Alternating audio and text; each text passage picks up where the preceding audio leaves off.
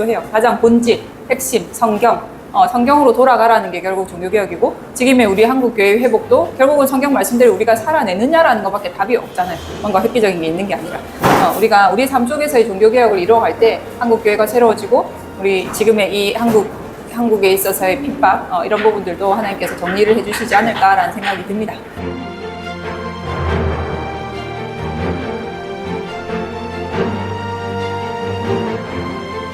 네, 안녕하십니까. 전현정이라고 합니다. 안녕하세요. 반갑습니다. 제가 고민은 계속했지만 딱히 뭘 새롭게 할 만한 게 없어가지고 너무 일반적인 내용이라서 참 죄송하게 생각하지만, 어찌됐든 간단한 내용 훑어보면서 시작하겠습니다. 루터의 종교개혁에 관한 부분들이고요.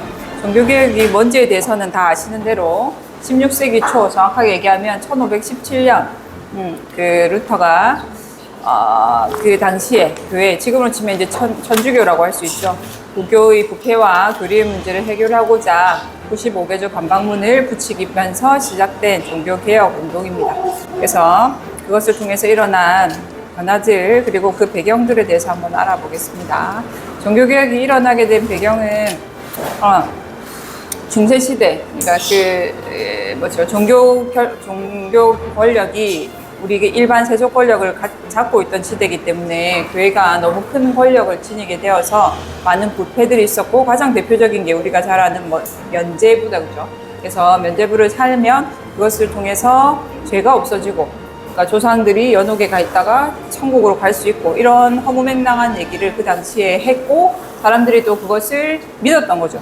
사람들은 이제 성경을 읽지도 못했던 시절이다 보니까 그냥 성직자가 하는 말이 하나님 말씀이겠거니 하면서 그냥 있는 대로 믿었던 것 같아요.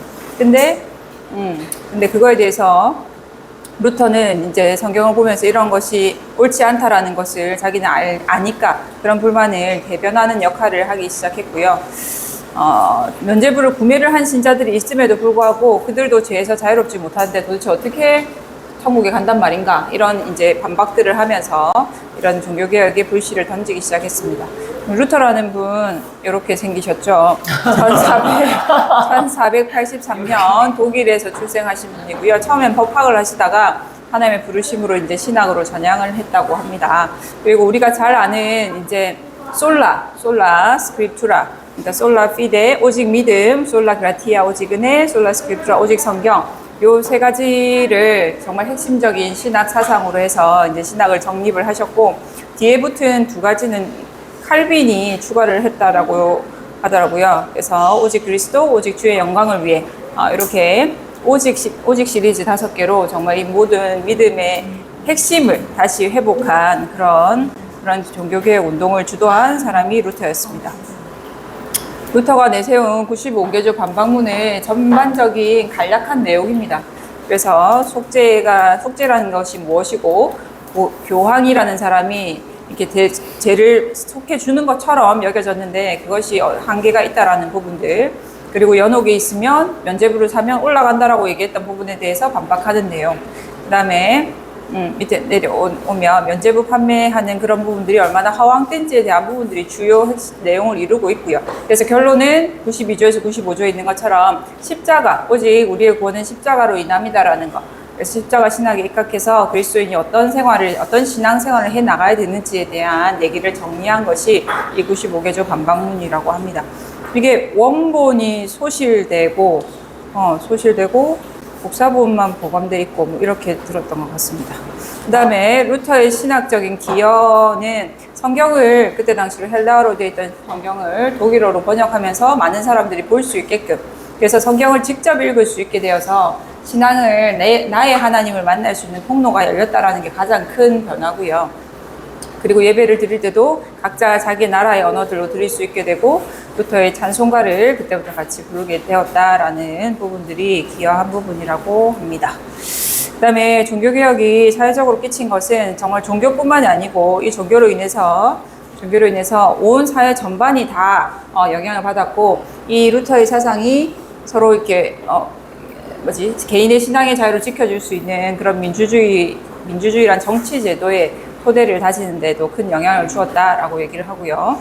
그 다음에 개인의 신앙과 그 다음에 개인의 양심이 양심의 자유라고 하죠. 본인이 양심의 판단에 의해서 어떤 행동을 하고 안 하고 할 수 있는 그런 부분들에 대해서 강조되기 시작한 것이 종교개혁의 영향이고, 그리고 이로 인해서 이제 윤리적인 기준도 개인 스스로가 하나님 앞에 섰을 때 무엇이 올바르고 무엇이 틀린지에 대해서 판단해서 행동할 수 있는 그런 토대가 열렸다라고 할 수 있습니다. 그리고 종교개혁으로 인해서 교회의 변화는 아시다시피 구교와 신교라고 얘기하죠. 가톨릭 교회와 개신교가 분리되고, 그다음에 교회의 권위는 오직 교황에게만 신적인 권위가 있었는데, 이제 그런 것들이 물론 그런 것들이 이제 각 개인이 만인 제사장이라고 얘기를 합니다. 한 사람 한 사람 자체가 다 하나님 앞에 나갈 수 있는 존재라는 개념이 등장을 했고, 그것은 정말 파격적인 얘기였습니다. 교황을 절대적으로 믿고 있는 사회 속에서. 그리고 구조적으로도 이제 평등한 평신도들의 평등한 신앙생활이 가능하게 되었다라는 것, 관계가 재정립되었다라는 부분들이 교회의 입장에서 큰 변화고요. 그다음에 교회 자체의 권위가 아니라 성경을 가장 중요하게 생각하고 성경에서 뭐라고 얘기하는지, 그 성경의 권위가 가장 커야 한다라는 부분이 이제 모두가 공감대가 형성되었던 부분이고, 그다음에 성직자들이 이제 결혼을 하게 된 부분이고, 그 루터도 이제 수녀님이랑 결혼을 했다더라고요. 그러니까 그때 당시엔 루터, 수녀 둘 다 결혼을 할 수 없는 사람들인데, 이 이후로 이제 그렇게 결혼을 하고, 루터보다도 더 강력하게 이제 이런 개혁 운동을 이끌어 가기도 했다고 합니다. 부인이. 루터의 종교개혁이 우리 지금 시대에 주는 의미에 대해서 정리를 하면, 나왔던 부분들처럼 현대 민주주의에 있어서 기본 토대가 되었던 사상이라는 거, 그리고 개인의 자유와 양심의 자유를 중요시 여기고, 그다음에 인권에 대한 논의를 가져다 준 이런 역할을 했다라고 합니다.